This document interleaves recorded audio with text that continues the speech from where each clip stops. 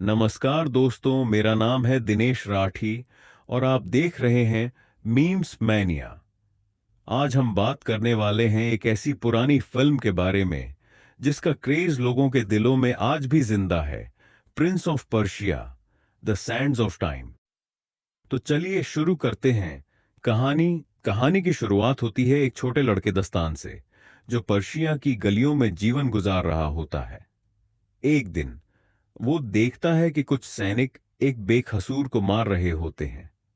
दस्तान बिना डरे उनका सामना करता है। शाह के सैनिक उसकी हिम्मत से इतने प्रभावित होते हैं कि उसे अपना बना लेते हैं। अगले सीन में हम देखते हैं कि दस्तान बड़ा हो चुका है, एक शक्तिशाली योद्धा बन चुका है। शाह का परिवार उसे अपने बेटे जैसा मानता है। शाह के दो असली बेटे भी होते हैं, तुस और गारसिव, लेकिन दस्तान सबका प्रिय है। एक दिन शाह के बेटे अमर को जीतने जाते हैं। अमर एक शहर है जहां के बारे में यह माना जाता है कि वहां हथियार बन रहे हैं जो पर्शिया के लिए खतरा हो सकते हैं। दस्तान भी उस युद्ध में जाता है। युद्ध के दौरान दस्तान अकेले ही एक छुपा रास्ता ढूंढता है जहां से वो अमर के अंदर घुस जाता है। यहां उसकी मुलाकात होती है एक राजकुमारी से, तमिना। तमिना एक सशक्त और समझदार राजकुमारी है जिसके पास एक अनोखा खंजर होता है। दस्तान वह खंजर हासिल करता है, लेकिन उसे अभी उसकी असली ताकत का पता नहीं होता। तभी दोस्तों, युद्ध के बाद दस्तान की जीत होती है। अमर जीता जाता है और पर्शिया की सेना वापस लौटती है। लेकिन कहानी यहीं खत्म नहीं होती। यह तो बस शुरुआत थी। राजा शाहरमण जब अमीन पर जीत के बाद महल लौटते हैं तो दस्तान उन्हें एक शाही चोगा भेंट करता है जो उसने युद्ध के दौरान जीत के प्रतीक के रूप में चुना था। लेकिन वही चोगा जहर से भरा हुआ निकलता है और जैसे ही राजा उसे पहनते हैं उनकी मौत हो जाती है। पूरा दरबार स्तब्ध रह जाता है। दस्तान पर राजा की हत्या का इल्जाम लगता है। उसका अपना भाई ओस्तुसा उसे अपराधी मान लेता है, हालांकि असली साजिश किसी और की होती है। दस्तान भाग जाता है और उसके साथ होती है राजकुमारी तमिना, जो खुद भी इस खंजर को बचाने की कोशिश कर रही है। तमिना बताती है कि यह खंजर टॉन सैंड्स ऑफ टाइम लेक नाम की जादुई रेत से जुड़ा है, जो अगर पूरा इस्तेमाल हो जाए तो समय को पूरी तरह से पलटा जा सकता है। लेकिन अगर यह शक्ति गलत हाथों में चली गई तो दुनिया का संतुलन बिगड़ सकता है। अब दस्तान और तमिना दोनों की मंजिल एक ही है, खंजर को सुरक्षित रखना और उसके पीछे छुपी साजिश को उजागर करना। इस सफर में उनकी मुलाकात होती है शेख अमर अक्काद से, एक चालाक लेकिन मजेदार ऊंट रेसिंग चलाने वाला व्यापारी जो दस्तान और तमिना को पकड़कर इनाम लेना चाहता है।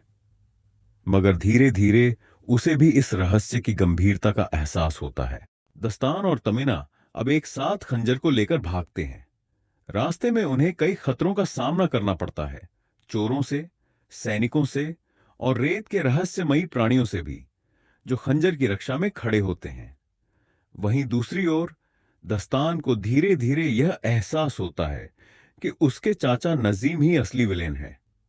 राजा की हत्या और खंजर की चोरी दोनों के पीछे वही है। नजीम का मकसद है रेत के पूरे भंडार तक पहुंचकर समय को अपनी मर्जी से मोड़ना।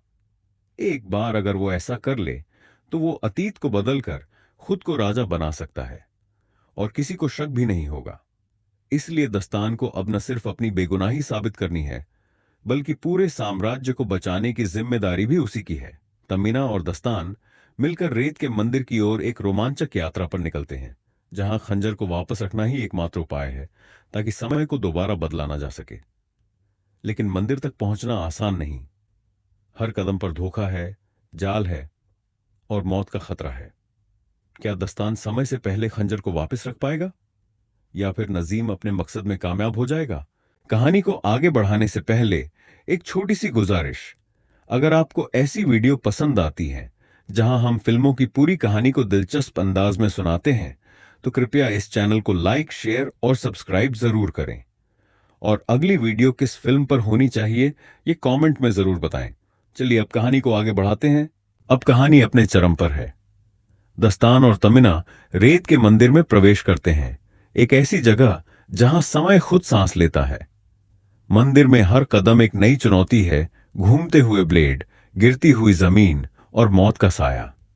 लेकिन तमिना को पता है, अगर खंजर को सही जगह पर वापस नहीं रखा गया तो पूरी दुनिया तबाह हो सकती है। इस मिशन के बीच दोनों के बीच एक गहरा रिश्ता बनता है। दस्तान और तमिना, दो अलग संस्कृतियों से आए हुए लोग, अब एक दूसरे के लिए अपनी जान तक देने को तैयार हैं। अंत में जब वे मंदिर के दिल तक पहुंचते हैं तो नजीम वहां पहले से मौजूद होता है। एक जबरदस्त लड़ाई होती है, दस्तान बनाम नजीम। इस जंग में बहुत कुछ दांव पर है, राज्य का भविष्य, वक्त की धारा और एक सच्चा प्यार। अंततः नजीम हार जाता है।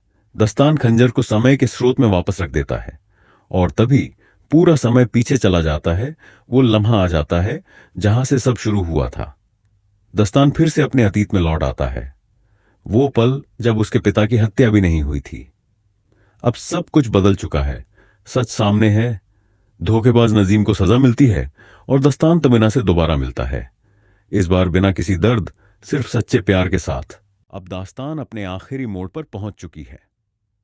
दस्तान और निजाम के बीच जबरदस्त लड़ाई होती है।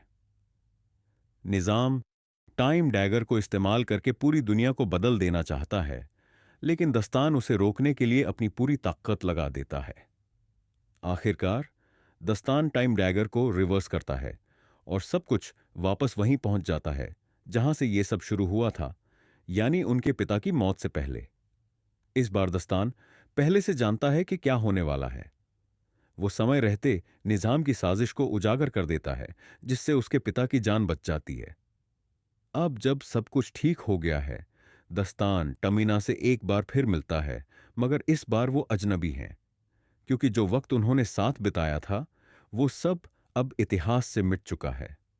लेकिन दस्तान फिर भी उसे टाइम डैगर वापस करता है, सम्मान और भरोसे के साथ, और कहता है कि शायद किस्मत उन्हें फिर से मिलाए। फिल्म एक सुकून भरे मगर भावुक मोड़ पर खत्म होती है, जहां वक्त को बदल तो दिया गया है मगर जज्बात वहीं के वहीं रह जाते हैं।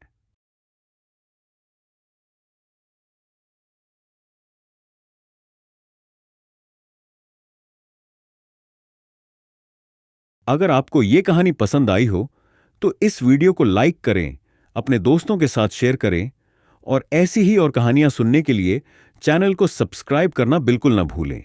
मैं हूं दिनेश राठी और आप देख रहे हैं मीम्स मेनिया। जल्द मिलते हैं एक नई फिल्म की कहानी के साथ। धन्यवाद।